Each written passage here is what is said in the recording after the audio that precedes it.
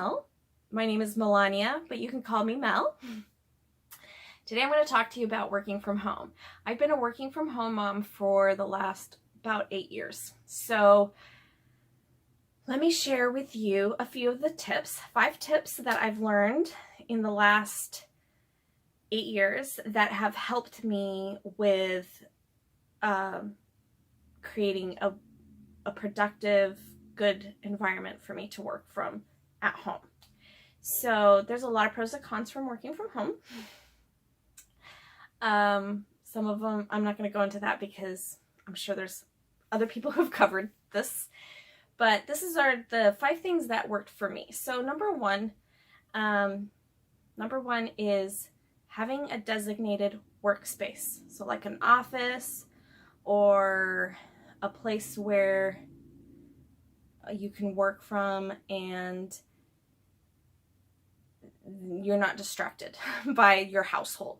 So, and that can be very difficult, especially living in a small space. We live in a 750 foot, well, close to 800 square foot condo, 2 bedrooms, 1 bath. And originally, like this room that we have right now was my office, which worked great because I could close the door and work and my family could be out there doing their thing.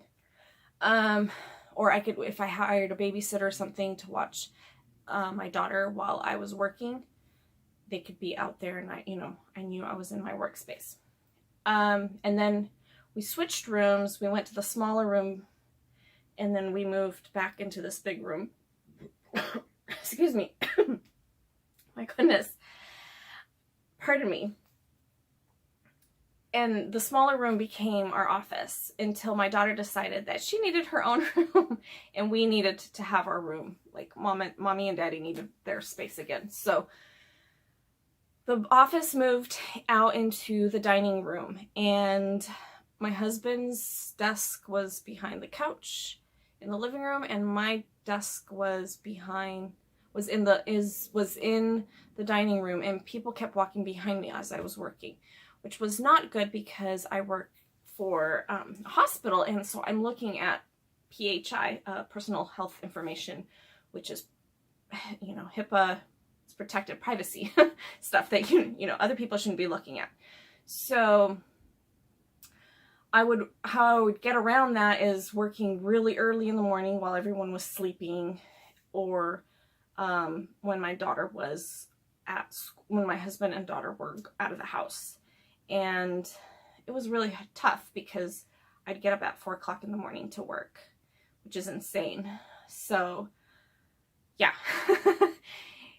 it was hard. But then we downsized to 1 desk and we got like a little switch thing that you use the same monitor and keyboard and mouse and you can switch between computers. So my husband bought this massive monitor and I took back the monitors from my work that they had loaned me, and we downsized to 1 area, which is behind the couch in our living room area. And that worked really good for a while, but still people could walk behind me and see my screen, which is not good. So what I ended up doing is I had my husband put up a curtain rod, like, you know how in hospitals where they have the track where you can pull the curtain up and down, and hang a curtain, and I have it come around my desk, and I'll insert some pictures here.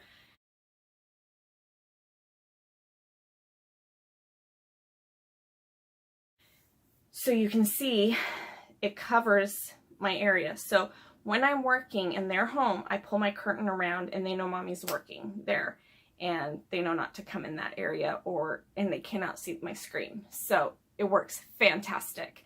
And then when I'm not working, I can pull it back and it doesn't feel like our living room's being boxed in by the office space. So that has helped me so much with my productivity. Let me tell you, having a designated spot like this is office, and also when I pull that curtain back, I know I'm done working. So that's tip number 1, designated workspace.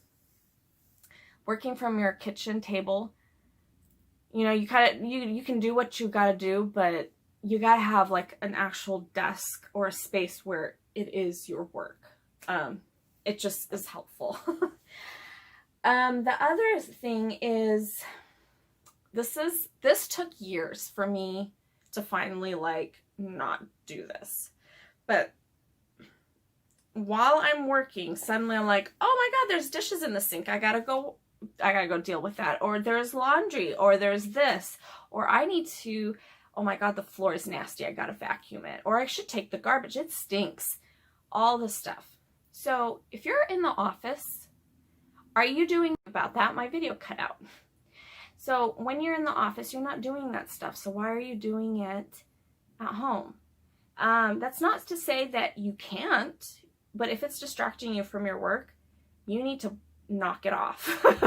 Like, ignore it. And so it's taken me a lot of time, and like, I've had to talk to my husband and say, look, just because I'm home doesn't mean I'm available to take care of household things. I'm still working. I'm still required to be productive.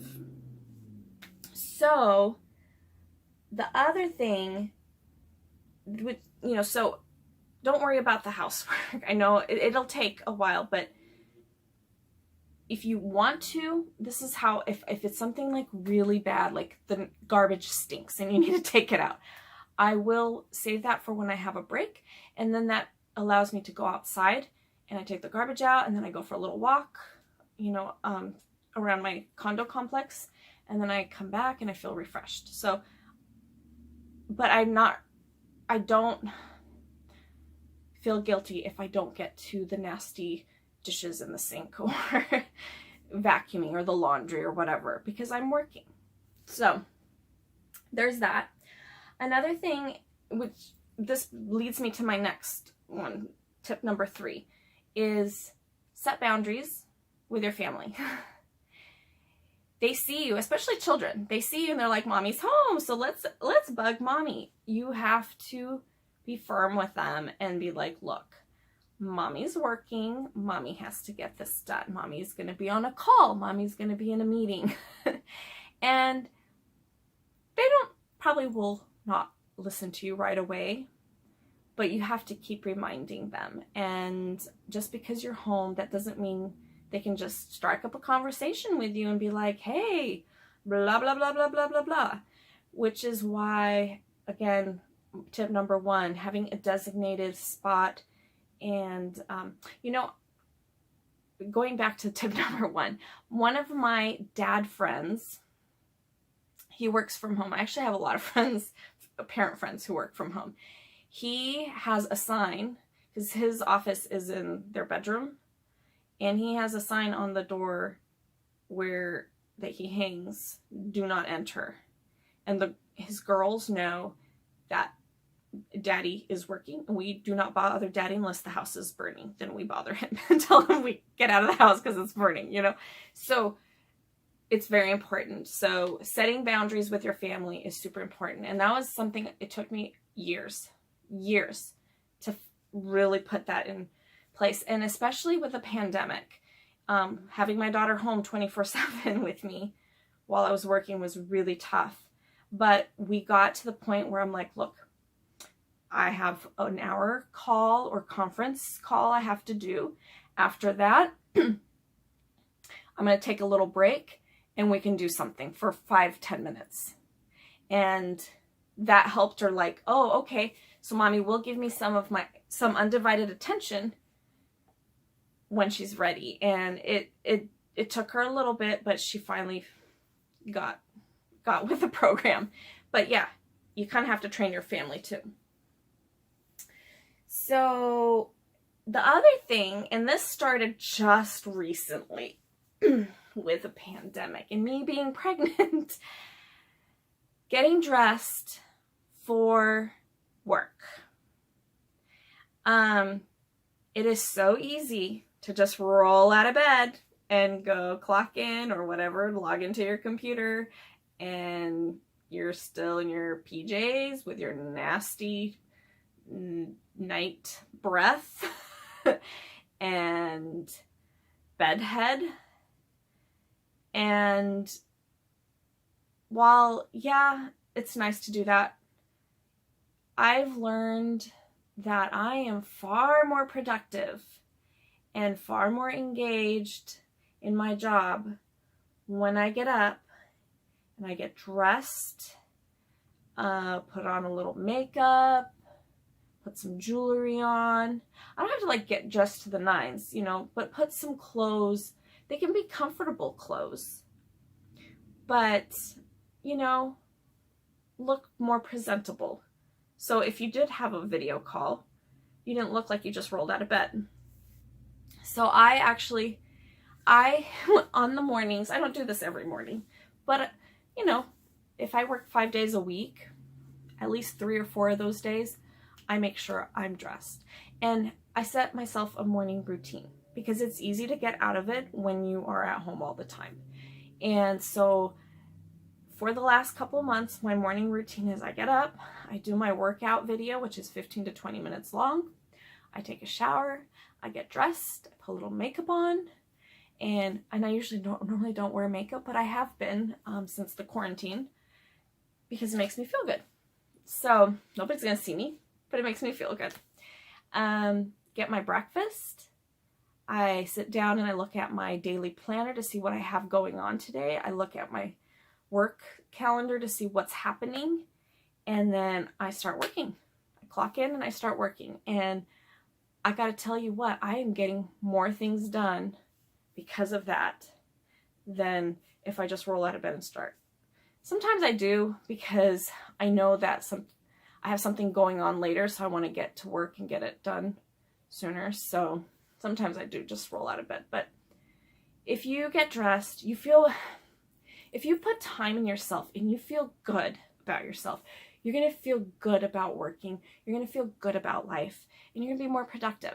So it's a great way to start your day.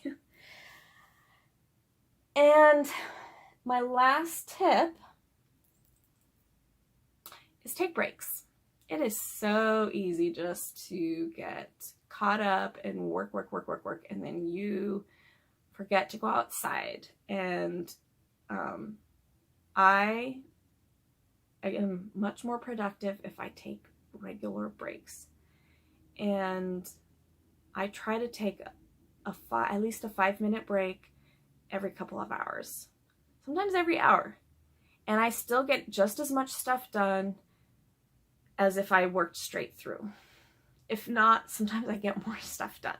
So taking breaks, and not taking a break to go clean your bathroom. I'm saying taking a break and go outside, take a glass of water and sit outside in the sunshine and drink that entire glass out there before you come back inside. You'll feel refreshed and ready to tackle your next task. So those are my 5 tips from working from home. I hope they helped you. If you have any good tips, leave them in the comments below. Thanks again for watching, and subscribe if you haven't. Thanks.